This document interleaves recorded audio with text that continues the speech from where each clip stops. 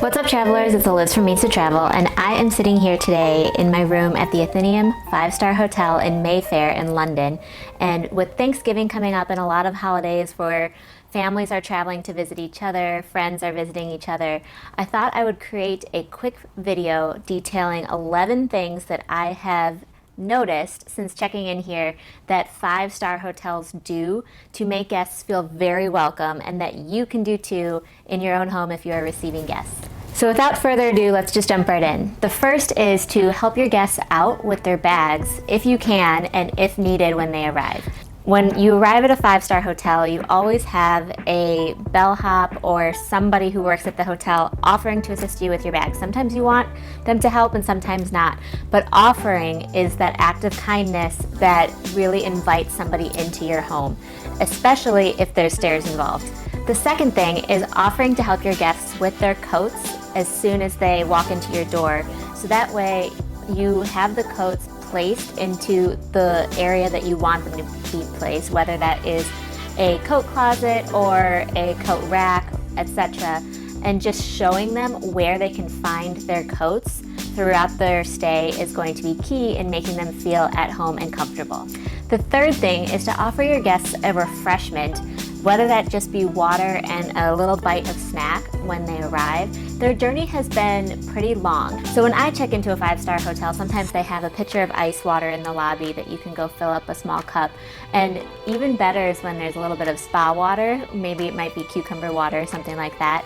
It just makes the arrival process feel very welcoming and not like you have to ask right away for the water that you might be needing after such a long trip. The fourth thing to do is to offer your guests a tour of all of the main common areas of your home, so that way they sort of know their way around from the get-go when they arrive. It's really important to show where they're going to be lounging and hanging out with you, and where the kitchen is, where their bedroom is, and anyone else's is, so that way they really get their orientation upon arrival. On top of that, the fifth thing is to make sure that you give them a very detailed room tour. When I checked into this hotel, which I said is in London, the Athenaeum, I was offered, with them carrying up my luggage, the bellman gave me a quick tour of the room, showed me where to, for example, adjust the heating and cooling to make sure that the temperature was just right, how to use the lights, where to find the linens and towels, any extra pillows, and all the things that make a room very cozy. Specifically, I want to add that making sure to show your guests within their room or within the bathroom that they would be using where they can find extra toilet paper will be quite key. Nobody wants to be asking anyone how to get extra toilet paper, even if it's their family. Sixth thing is to give a tour of the kitchen. So when a guest is staying with you, you'll want to make sure to show them where they can find water glasses in the cabinets, where they can find utensils, which water they should use, whether or not they can drink from the tap, and a lot of other things that you might just take for general granted that might be questions that guests have when staying in a new place. So when you are hosting, you'll want to show them how they can cook for themselves, where they can find things to make a sandwich for themselves if they need to make a lunch, that sort of thing. It's going to make a guest really feel like they are being taken care of and can fend for themselves throughout their stay.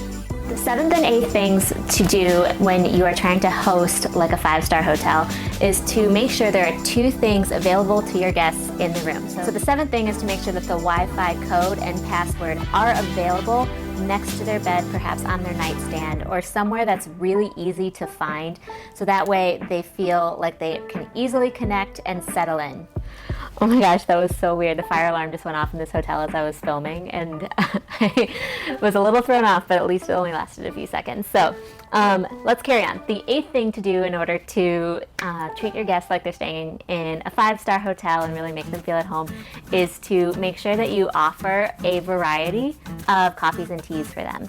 So one thing that really differentiates hotels that are 5-star from other ones is that they give a true assortment of teas especially, but also coffees that you can choose from within your room itself usually. But on top of that, whenever you're serving breakfast or something to your guests, if you need to offer it to them in the kitchen, you can even have just a mix of K-cups or a mix of instant coffees and tea bags for them to really choose what works best for them.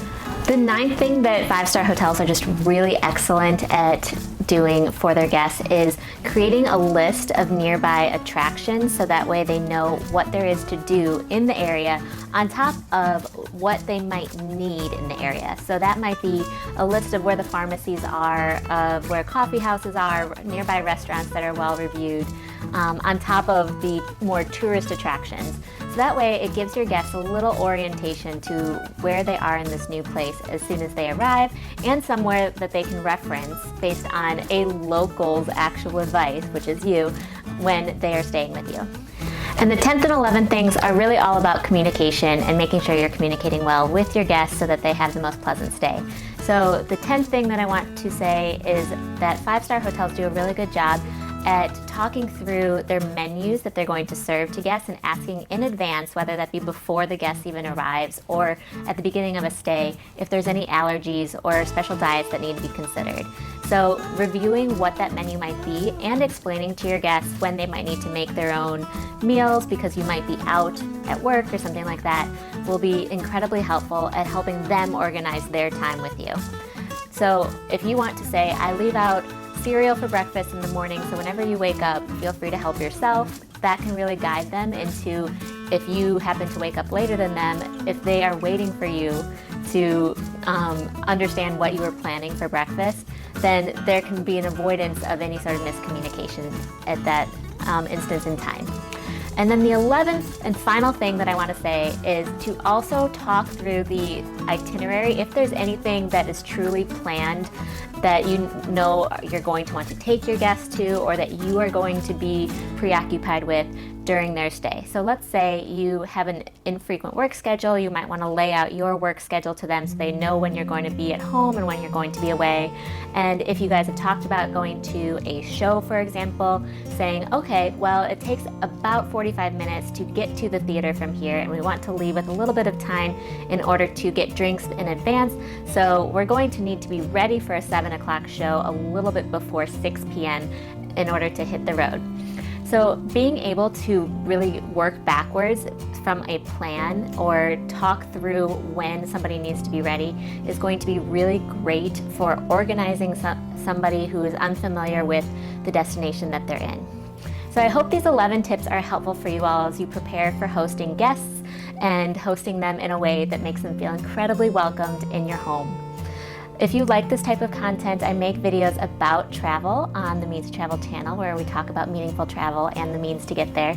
So if you want to hang out more, feel free to press that red subscribe button down below.